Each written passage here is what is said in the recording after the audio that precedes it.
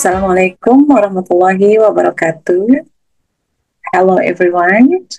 Uh, this is the ISCE, International Student Community Engagement.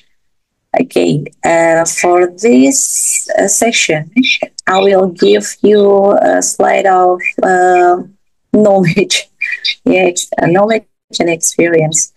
Now it is entitled Tourism and Sustainable Local Development. Okay, I'm Isye Susana Nurhasanah. I am the lecturer from Institute Technology Sumatra. Before I begin this topic, I will introduce you a bit about myself. Okay, this is my profile. My name is Isye Susana Nurhasanah. You can call me Isye. I work in Department of Urban and Regional Planning in Institute Technology Sumatra. And then my research interest is in participatory planning, social innovation, and then sustainable tourism. Also, recently I researching about the island studies and also regional development. And for education, for bachelor degree, I graduated from Urban and Regional Planning in Institute Technology Bandung. And then master degree graduated from Ekonomi Pertahanan, Defense University in Indonesia. And then Ph.D. program in Department of Architecture, Planning and Development Research Unit in Leuven, Belgium. Then this is my publication. If you you can search, fill in my full name, and then you can search all my research interests. And then this is my published article and dissertation. So you can click, and some of them are free download. So yeah, you can check it. And this is a bit about my achievement. Recent achievement is the conference grant for PhD student in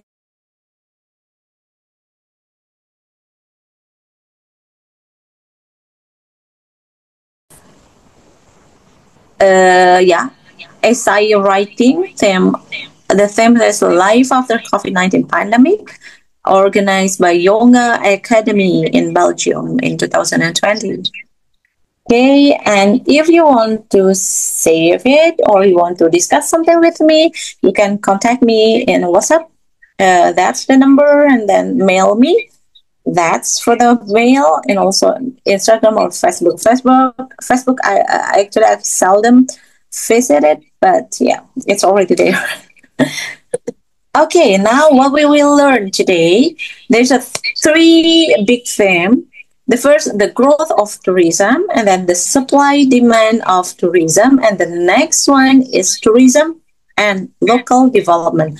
This whole topic, I got it from my teachers, Martinelli, Flavia Martinelli and Constanza Para.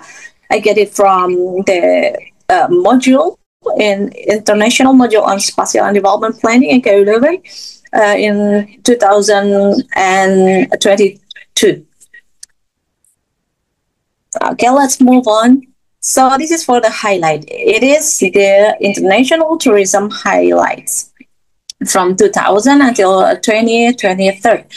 So this is how you can see the increasing number of tourist arrivals, international tourist arrival in globally.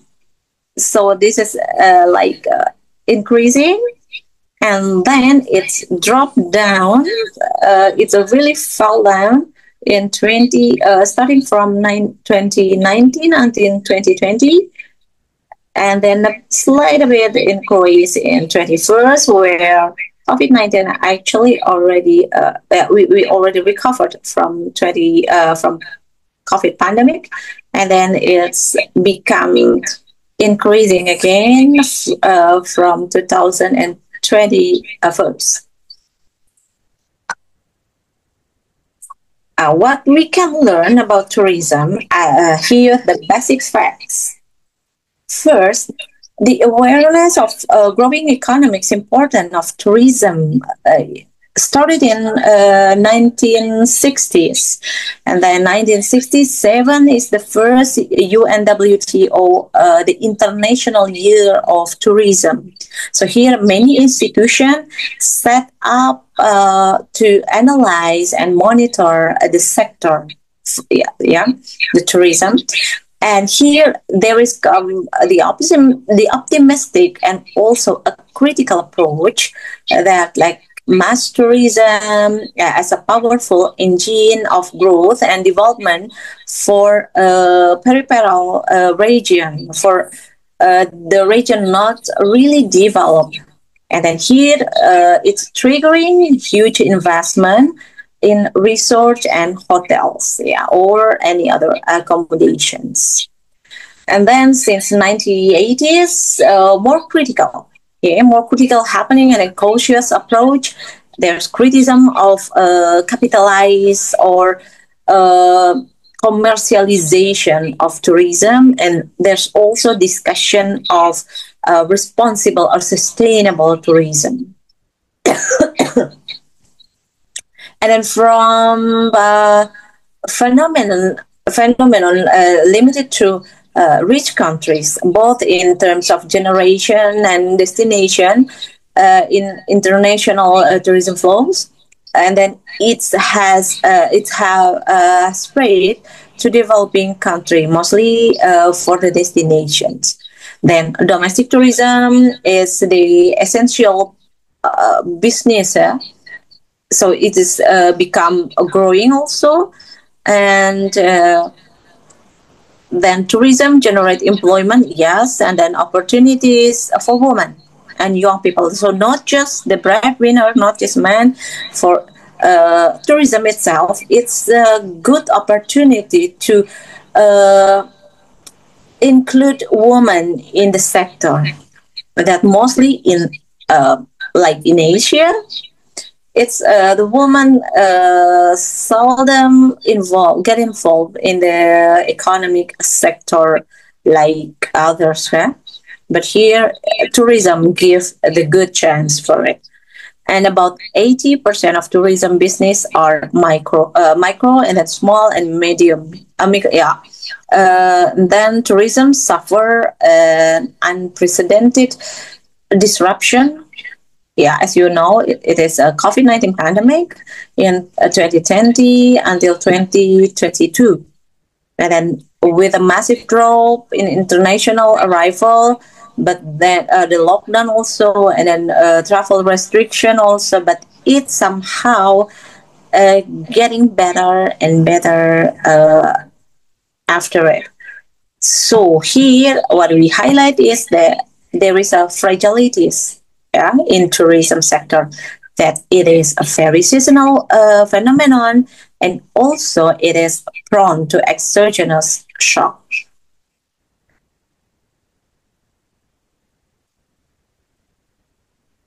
Okay, here is the world top 10 export categories by earnings in 2019 until 2020.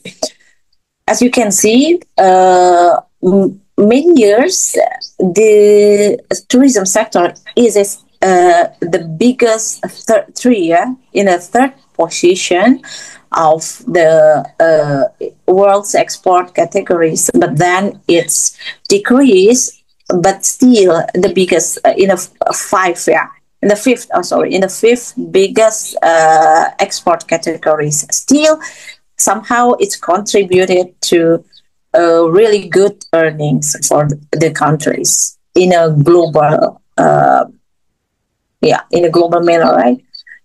And speaking of tourism as a market, so the demand and supply of tourism, that we will discuss here. In a demand side, there is a joint and complementary demand for goods and services. Also, there is a connected to leisure, how people want to spend their free time going somewhere new, in a somewhere really refreshing. That's the thing. That's the kind of demand, and then in a place that is different from the usual place of residence or place of work. That, and then there is also consideration of traveling related to other reason for tourism, like study abroad, and then health, and then business, like congress meeting, seminars, or a workshop. Okay, and then there is also supply side of it, like resources, activities, good production of goods and its services. Also, there is the identification of the tourism itself. Like in the same good, maybe it is a touristic if consumed by a tourist, but it is not a touristic if consumed by a resident, like restaurant or cinema, music, yeah. Or museum also, yeah. It's kind of supply side for tourists, yeah. And then this is speaking of factors affecting demand. There is also destination, that's and also affecting length of stay, and affecting type of vacation. So there is four. The first one, economic factor, like income. Different people with higher income has a different taste of tourism, right? And then also vice versa. Social, like education and values. Different people with different kind of educational background and values, they have a different taste also.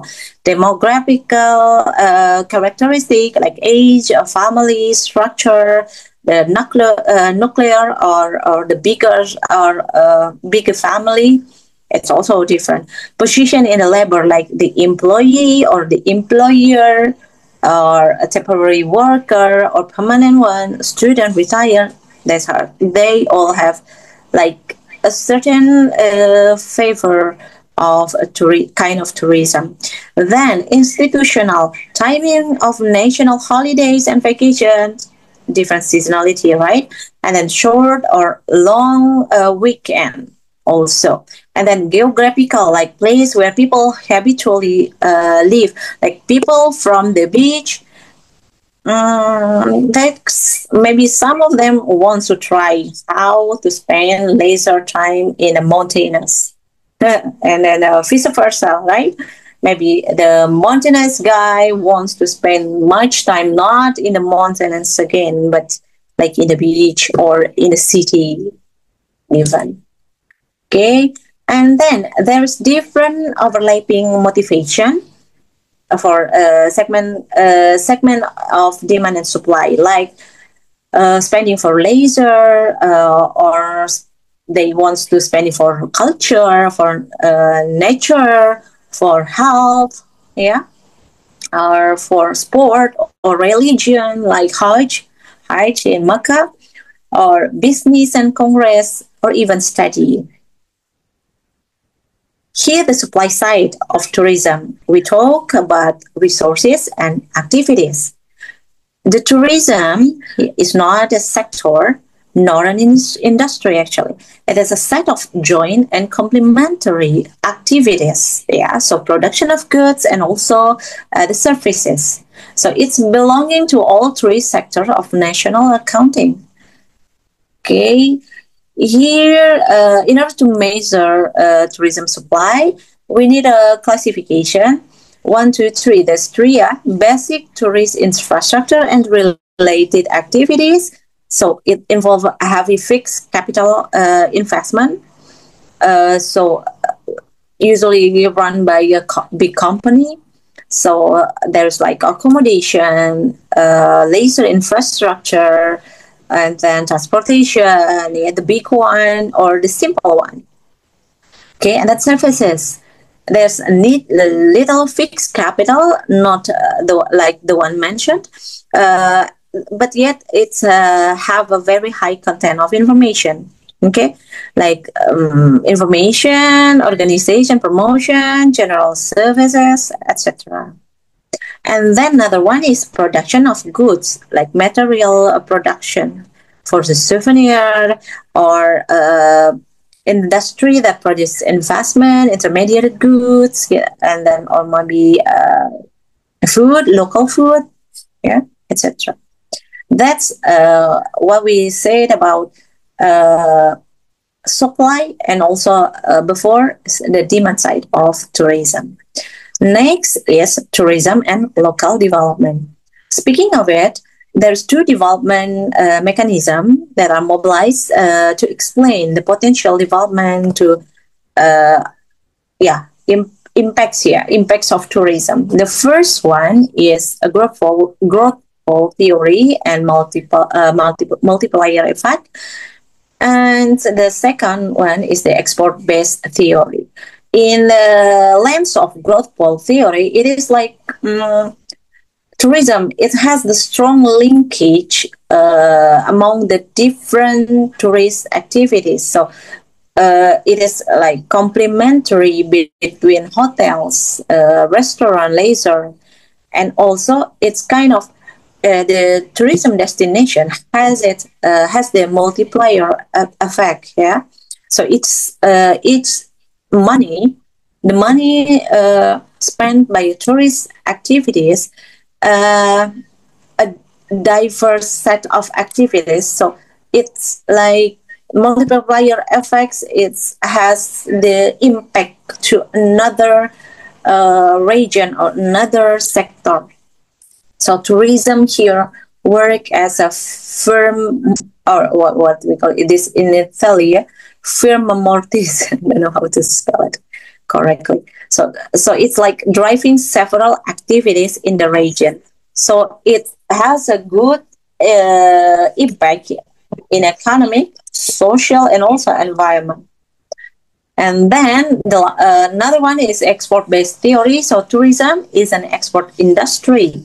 Outside people can come and consume goods and services in the local area and then bring in foreign currency and just spending it in the locals.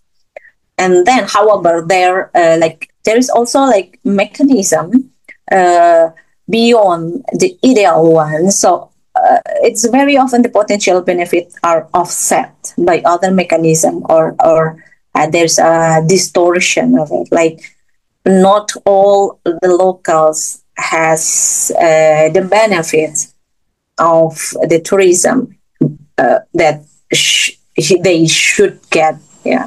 Instead, people outside who gain bigger benefit of it. Yeah, many factors that influence it. Okay, here is the economic limits of tourism. For this era, if you Googling, if you search what is kind of Fordism is the era of like industrial era where it's thing about market, it's thing about all about benefit, economic benefit. I mean, and then people who have the capital get rich and richer, but the one that has less, they not really success. Yeah, but then all the things is not counted only by the economic, right? So here we want to say it about the economic limits of it, the tourism, yeah? In the economic merely lens, I would say. So here, especially in peripheral region with exogenously engineered tourism. So here, a strong presence of foreign operator and a little diverse economy. The first, no sufficient return for investor So because of the variability of demand, especially in peripheral region who have no means to control the market, like that. And then the second, the version of public resources. So there's the limit public resources of the locality are used to create incentive for foreign investor at the expense of alternative investment for the residents, like schools, hospital, or sewage. And then profit made by foreign investor are repatriated. Okay, not reinvested in the region. That's the weakness. And then employment creation occurs in the most unskilled occupation. So waiters, guard, cleaners, whereas the managerial and more skilled labor are performed by the imported personnel, or worker outside the region. Then negative multiplier effect, like distortion of local market, like price of land, energy, water, etc. Distortion also labor market, and then social limits, cultural pollution, destruction, accumulation, agglomeration, the mix of culture that actually ruin the genuine local culture. That's what I want to say. And then what else here? Expropriation of local identity. Yeah, agglomeration, the negative side of agglomeration. And then environmental limits, like irreversible destruction of environment, disruption, pollution, etc. So there's after that, people think about how to gain sustainability in the tourism. So there are some strategy to go to beyond on the economical benefit of tourism. It is a sustainable one, the sustainable tourism. It is started from the idea started in the 2000s in UNWTO, has embraced like sustainable development approach and goes also to sustainable tourism. And because it's strong environmental and territorial base in order to achieve sustainable tourism, there's some of strategies here gathered. And the first one, using integrated planning, not just only thinking of economical thing, but integrated in a social one, environmental one, also in economic, and then multi-scholar, but strongly locally based. I mean, not only empowered at the top down, but also it has a really good impact or rooted in a local one. So the governance needs to be really happening in bottom line one, not just the bottom up, not just the top, and then territorial economically, and then so this in turn involves a strong level of local governance, need like multi-level action for really reach the sustainable goal. And then this is the last one. The quality certification is increasingly looked for responsibility tourists, responsible tourists or responsible tourism. So there are certification for tourism destination to really claim that we have this the sustainable tourism destination. That's the thing. And then wide variety of quality of the specific service product, as well as level of environmental sustainability. So you can really click the link below, and then some of the certification, I would say, certification of organization to claim about the sustainable tourism destination. So this is the really short. Yeah, just about how, yes, 27 minutes for speaking about tourism and local development. I hope you understand, but I will share this information and yeah, this slide to you. Also, there is a quiz. Please do the quiz and yeah, have a discussion. You can send me the your questions to my mail or to the committee. Then they will give to me, and then I will answer. Thank you very much for your attention. Bye.